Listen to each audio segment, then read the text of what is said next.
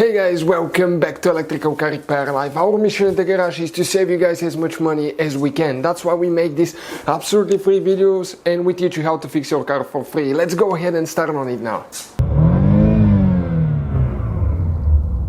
In today's video guys, we'll be working here on a BMW guys E46 and we'll show you where to find the thermostat fuse. As you know, the thermostat guys, it's electronic thermostat, it's controlled by a fuse. But one thing guys, okay, stay with us and I'll share what else that fuse is for, and if that fuse is not good, there will be another problems as well. Now, we guys have more than 200 videos on BMW E46. This is the 3 series from year 1998 to 2006. And we have all these videos guys because our mission guys is to save you as much money as we can. All we need guys in return, please subscribe to the channel, like the video and leave a comment below guys. It will mean a lot to us and we can make more helpful videos to you. So let me explain where that fuse is located now and how to check it out. So this is guys here a 2005 BMW. Doesn't matter which engine you have, the fuse will be there. It will be located at the same place. You need to go ahead, open the hood of your vehicle. Once you guys open the hood, okay, on the right side right here you will have a fuse box, and that's where the computers are located as well. You have 4 screws that we need to remove. 1, 2, 3, 4 screws guys, and those screws are with Torx 25. Start looking a bit like that. All the tools and parts will be listed in the description of the video below. So once you get them loose, pull it out. Okay, it comes out like that. Okay, and this is your transmission computer, engine computer, a few relays, and here guys you have the fuse box. Okay, this is 5 fuses. You have 5 fuses here, and you cannot replace just one of them. Okay, you have to pull the whole box and we'll show you what needs to be done. So let me show you now quick.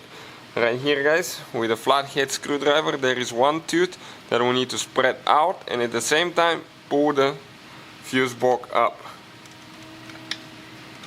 Okay, perfect, right there.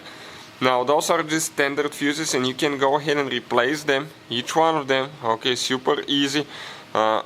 But you have to guys go ahead and open. Here you have one tooth, one here, and just slide that thing back and you will be able, okay, to open that fuse box and replace them. Now the cool thing about it, we don't even need to open it to test them, and I'll show you a trick how to do that.